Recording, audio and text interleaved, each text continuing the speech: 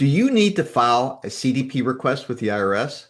If so, this is the video for you. I'm going to take you step by step to completing Form 12153, which is a request for a collection due process or equivalent hearing.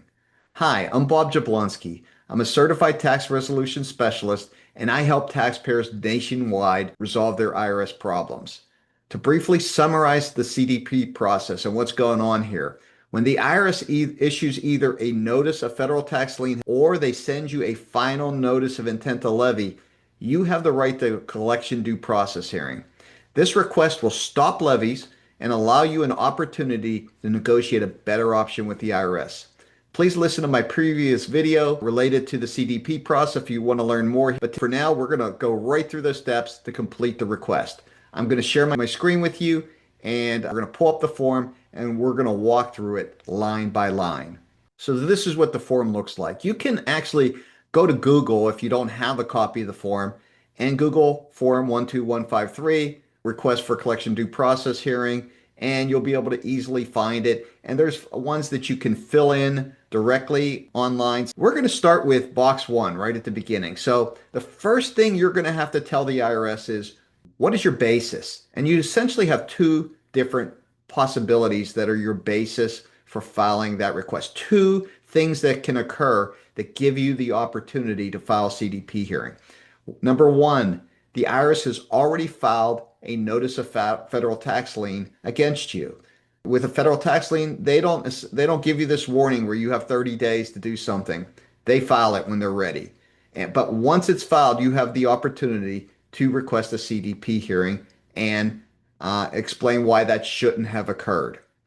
The second option, and this is where I find it most often happens, is that you've received the notice of a proposed or actual levy. What we're talking about there is what we call a final notice of intent to levy with collection due process rights. So normally this is where I'm at. I'm requesting this hearing right here. So then we're going to move on to step two. And right here it's telling you it's an equivalent hearing. Some people get confused and they think, is it asking me if I want an equivalent hearing instead of a collection due process hearing? No, that's not what it's asking you. You have 30 days from the date on the notice, on your final notice, to request a collection due process hearing. You have 1 year for an equivalent hearing. What it's saying is if you didn't meet the timeline, the time standards to request a CDP hearing, do you want an equivalent hearing instead? My suggestion to you is to always check that box yes, because you're still going to get in front of an appeals officer. You're going to have a lot of the same opportunities, except for you cannot go to tax court, and there is not guaranteed levies, stoppage of collections and levies during the period that this hearing's pending. But the IRS typically abides by that and does not levy taxpayers who are requesting this equivalent hearing. So my suggestion is you always check that box, okay? Next, it's going to ask you some information about you, your name. In this case, it's Bob Jablonski. I am filing as an individual on a Form 1040 on this one. If the taxpayer was a business, you would be completing this with business information. My social security number for purposes of this video is 999-99-9999. My address, I'll give you my business address, is 1900 JL Drive, and that's in Richardson, Texas, 75081. Next, it's going to ask you, how do they reach you by telephone? Because you could have an appeals officer calling you by telephone. And we'll say this is my home number, and my phone number is 972-821-1991. And it's asking you the best time to call. Now, keep in mind, they may very well not call during these times, but it gives you an opportunity to tell the IRS what's the best time to call you. So let's say it's 8 to 10 a.m. So like I said, I wouldn't count on them to call you during this period of time, but it is an opportunity. Maybe if you do have a good time and you prefer them to call during a time, give them the information. Let's say that I'm filing this jointly with a spouse. I would give taxpayer number two, who is on that final notice, that you would put their information there. In this case, I'm going to walk through it as if I'm the only one. So now we get to box 7. These are the periods of time that you are requesting, the type of tax and the periods of time that you're requesting this CDP hearing for. Really important. If on my final notice, I have final notices for 2020, 21, 22, 23, and 24, and I only request 2023 and 24, they can still levy me for 2020, 2021, and 2022 because I have not requested a CDP hearing for those years. You have to make sure you get all the years, the right type of tax, and so on. So in this case, it's going to be my income tax return. It's going to be income tax. If it was payroll tax, for example, it might be an employment tax.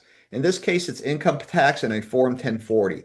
And we just said 2020, 2021, we'll stick with that, 2022, 2023, and 2024. So I'm going to give them every year, every tax period. If it was Form 941 for payroll, they're by quarter and so on. Everything that is on that final notice that is under threat of the levy. And if it's not under that final notice, I don't have a CDP right for it yet. I mean, if I received this years ago for the other years, I don't have a CDP right today if they're just giving me it for 2024, if I've already missed all my opportunities for the other years. The next part is also important. If you don't give them a reason, they're not going to honor your hearing or honor your request. So you have to tell them the reason you are requesting a hearing. And that could be for a lot of reasons. For example, the first one says, I am not liable for the tax the IRS is trying to collect. What if Bob Jablonski owes the tax, but it's not me? It's another Bob Jablonski. I might be checking that box. If you're claiming innocent spouse relief, you would check that box. Let's say you went through bankruptcy and taxes were actually discharged. They're just not discharged in the IRS's records. You're going to let them know that's your reason. You made a bunch of big payments or any payments, but in this case, we'll say big payments that you know were made. They've come out of your bank account and went to the IRS, but they're not being applied to your taxes. There you go. If your purpose is because you want to notice a federal tax lien withdrawal, that they filed that notice of federal tax lien and you want it withdrawn, you're going to check that box. Currently unable to pay due to financial hardship, you'll check that box. And then the one I'm typically checking on behalf of my clients is I'm unable to pay in full and would like a collection alternative.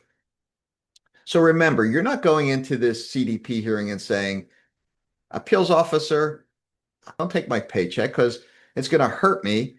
Well, that's not going to work. Your intention going there should be to find a better solution. You want to take care of your IRS responsibility, and you're going to do it through an alternative collection method, or you're just not in a financial position to do it today, currently not collectible. Let's say like I said, I'm going to be checking that box. And then if there's something that qualifies you but does not fit in any of these boxes, that's where you're going to use other.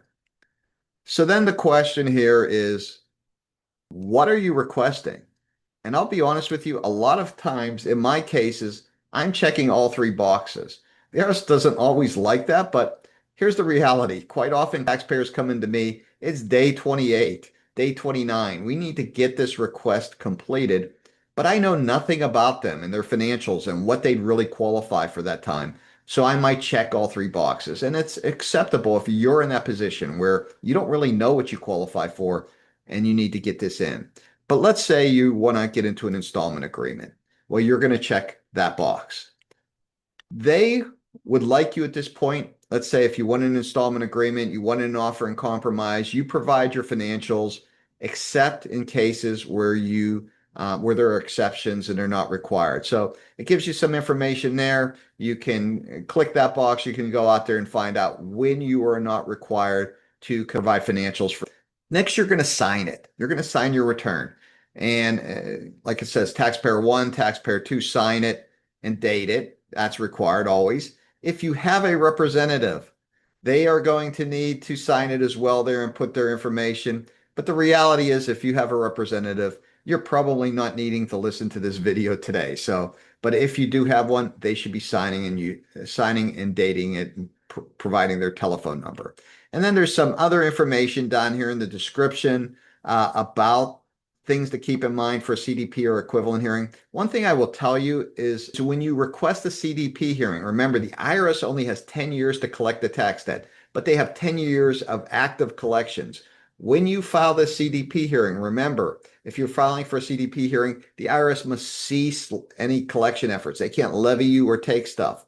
So while it's pending, that clock has stopped and it doesn't start until you come out the other end. So you're extending that 10-year statute of limitations. The last question always comes up is, where do I send it? What do I do with it? Well, on the top of here, it gives you some directions. Complete this form, send it to the address for requesting a hearing that's shown on your CDP notice. It should show you on there where they want you to send a request for a hearing. It's not going to be the payment address, but look for that address for requesting a hearing. They want you to include a copy of your CDP notice to ensure proper handling of your request. And if you don't understand it, give them a call. If you read it and you still don't know where to send it, give them a call on the number on the CDP notice. If you've lost that notice and you're completely lost, call 1-800-829-1040, which is the IRS's main number. You have to give them information about who you are and then ask them how you get that notice to them, and that should do it. If you felt this video was helpful, please like it so others will see it. If you want to learn more about dealing with IRS issues, subscribe today. If you have a quick question or a comment on your experience on dealing with the IRS, either with a CDP hearing or with any other issue, leave it in the comment section below. I try to respond to every comment. Finally, if you need professional help with a CDP appeal or any other IRS or state tax problem, give us a call today at 972-821-1991 or click the link in the description below to get directly on my calendar, and we'll see if we're a good fit to work together to resolve that problem.